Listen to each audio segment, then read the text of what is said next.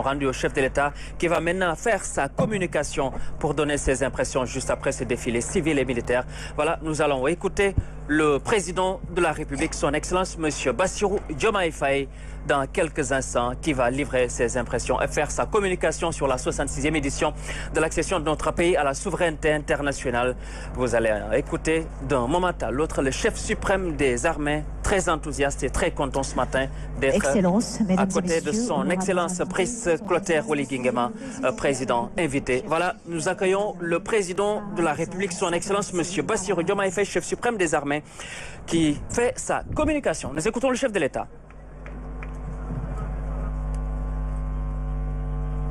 Excellences, chers frères, Brice Clotaire Oligui Nguema, président de la République gabonaise, Mesdames les Premières Dames, Monsieur le Président de l'Assemblée nationale, Monsieur le Premier ministre, Monsieur le ministre des Forces armées, Mesdames, Messieurs les ministres, autorités administratives, territoriales, religieuses et coutumières, Monsieur le chef d'état-major général des armées, Monsieur le haut commandant de la gendarmerie, directeur de la justice militaire, Mesdames, Messieurs les membres du corps diplomatique, officiers généraux, officiers supérieurs, officiers, sous-officiers, militaires du rang, Mesdames, Messieurs, chers compatriotes, nous venons de célébrer avec brio le 66e anniversaire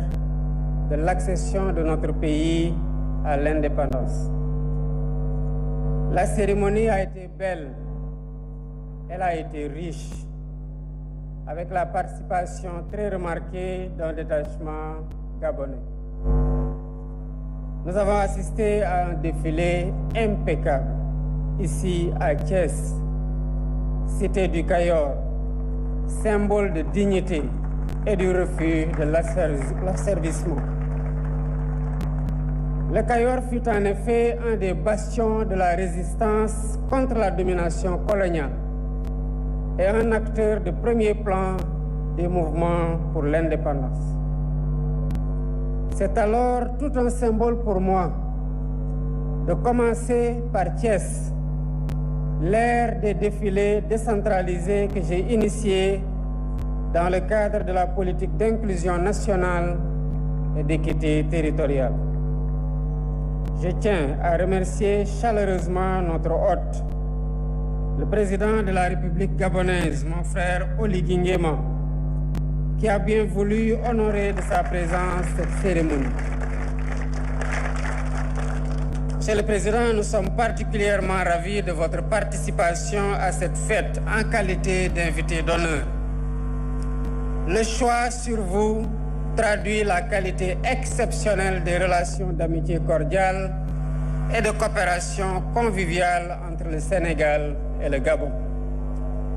Je sais aussi votre attachement personnel au Sénégal, que vous connaissez bien. Vous êtes chez vous. Sachez que c'est le même lien d'attachement réciproque qui unit les peuples frères sénégalais et gabonais. Soyez aussi assurés, chers amis, de ma volonté constante d'œuvrer avec vous au renforcement de ces liens privilégiés. Mesdames, Messieurs,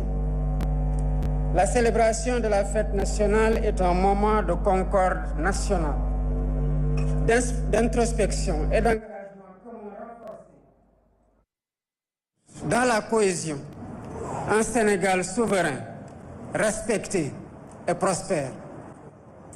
Aujourd'hui, nous avons assisté encore à une belle communion entre militaires, paramilitaires et civils,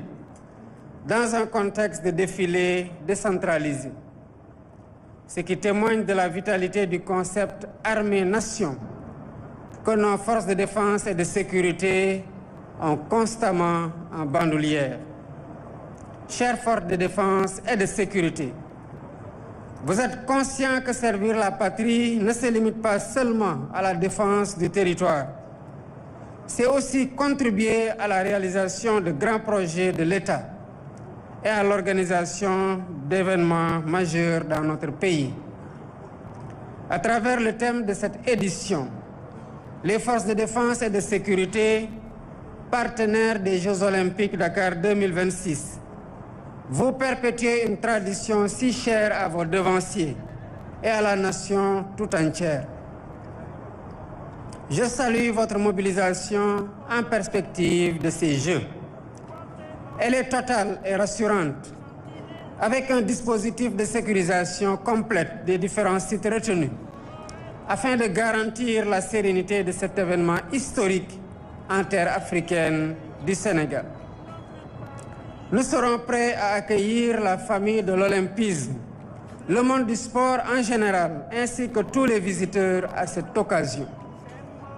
Ils seront traités avec hospitalité, avec humanisme,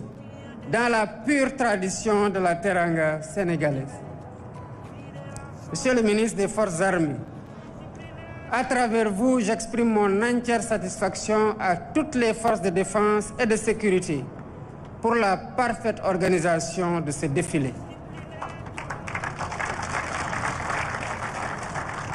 J'adresse mes chaleureuses félicitations au chef d'état-major général des armées, au haut commandant de la gendarmerie nationale, ainsi qu'à l'ensemble des commandants des forces de défense et de sécurité, y compris le commandant de la zone militaire numéro 7 de Thiès. J'associe à ces félicitations toutes les forces de défense et de sécurité, ainsi que les participants civils et les anciens combattants. La partition jouée par chacun de vous a honoré toute la République et rendu la fête plus belle. Vive la République, vive le Sénégal, vive l'Afrique unie. Je vous remercie.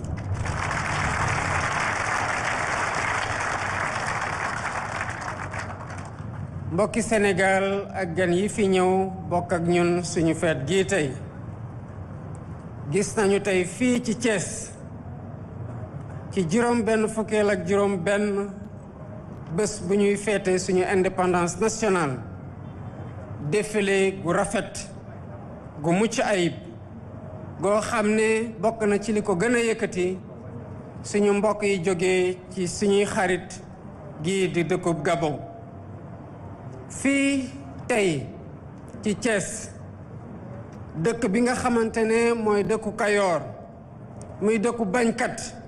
dëkku gor ak dëkku bañum nooteel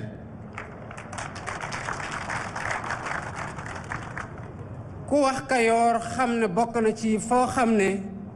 fii la ñu njëkk a bañ nooteel fii bokk na ci cité yoo xam ne fépp yàgg na fi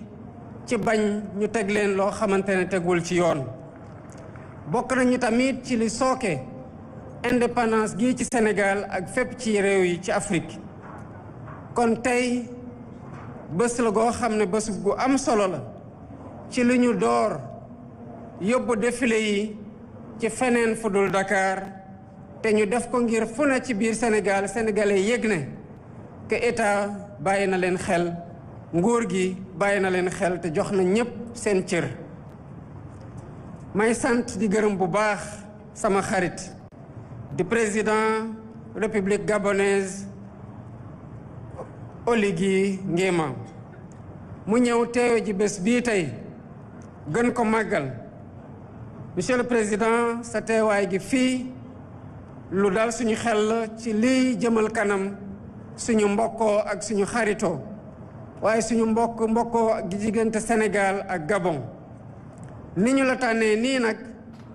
du loo xamante ne dañ ko tàndus dafa di loo xam ne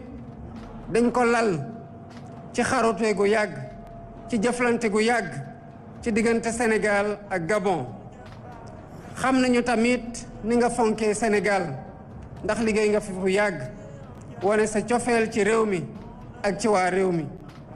kon xam nga fii bu baax yaa ngi sa dëkk xamal na tamit ponk googu nga am ci Sénégal waa Gabon am ko ci Sénégal moom laa am ci Gabon waa Sénégal am ko ci Gabon mbokk yi ku wax fête de l'indépendance wax bésu booloo bés tamit ci xoolaat lu ñu jot a dox ci ay jéego ci bu ñu moomee suñu bopp ba tey waaye tamit xool yan tànk la ñu war a teg ngir fu ñu bëgg a jëmale suñu réew maanaam mu gën a moom boppam ñu jox ko cëram ba mu mat sëkk te tamit naataange am fi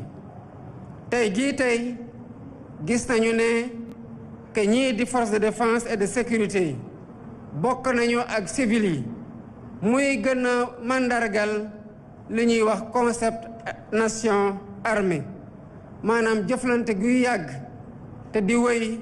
ci diggante l'armée gi ak askan wi mbokk force de défense et de sécurité yi xam naa ne yéen yëg ngeen ne que nii ngeen engagé wu sous les couleurs et les drapeaux weesu na rek aar Sénégal ak aar askanu Sénégal waaye fépp foo xam ne nguuru Sénégal a ngi fay wéyal ay projets yu mag wala ñuy organiser ay événements yu am solo yéen a ngi ci taxawaay gu mat sëkk. thème gii nga xamante ne moom la ñu jàpp ren muy force de défense et de sécurité partenaire des Jeux olympiques de la jeunesse day wone que taxaw ngeen tem ngir li seen wàll ci teraanga gii ñu defal Afrique defal ko Sénégal ñuy dalal ci bu njëkk ndaje gu mag googu taxawaay googu ngeen am yéen a ngi ci tànk yi ci ñi leen jiitu ci ñu nu yàggee mobiliser seen bopp ci taxawaay Sénégal bu baax kon seen mobilisation bi jëmale ko ci Jeux olympiques de la jeunesse lu may rafetlu la lu dal xel la te xam naa tamit jumtuwaay yi ngeen jël matuwaay yi ngeen jël ngir kaaraange gi mat sëkk fépp foo xam ne ay nit dinañ fa am compétition ci cadre Jeux olympiques de la jeunesse pare nañu fii ci Sénégal ngir dalal njaboot olympisme waaye tamit ñëpp ñoo xam ne ñu ngi yëngatu ci biir sport ak ñii ñëw seetaan si ak ñii ñëw pour visiter Sénégal ci jamono jooju fas yéene ko def nag ci teraanga gu ñu xamee Sénégal fas yéene ko jëmale ci gan yi bu mu mat sëkk ndax loolu mooy suñu cosaan kon ci jaarale ko ci foofu maa ngi wax force de défense et de sécurité yépp tey kontaan naa ci yéen bu baax ci ni ngeen taxawee bés bi ci seen défilé goo xam ne défilé gu mucc ayib la di félicité bu baax nag jaarale ko ci ministre des forces armées le chef d'état-major général des armées di amiral d'escadre Omar Wade ak haut commandant de la gendarmerie nationale le général de division Martin Faye ak commandant yépp waaye tamit rawatina le commandant de la zone militaire numéro 7 bu ñu dalal fii ci Thiès boole naa tamit ci félicitation yooyu force de défense et de sécurité yépp ñépp ñi nga xamante ne participé nañ ci défilé bi waaye rawatina ci anciens combattants yi ku ne ci yéen taxaw na taxawaay gi ñu doon xaar ci moom matal ko sëkk te loolu tamit mooy dëgg-dëgg li taaral bés bi kon yàlla nañu yàlla may ñu teewaat ko at yu bari gën a defaat ay défilé yu gën a mucc ayib asalaamaaleykum wa rahmatullah. Voilà donc le président Voilà, Bassirou... Vous venez d'entendre le président de la République, son Excellence Monsieur Bassirou Diomaye Faye, chef suprême des armées. C'est un discours de remerciement, mais également de félicitations aux différentes forces de défense et de sécurité, notamment le chef d'état-major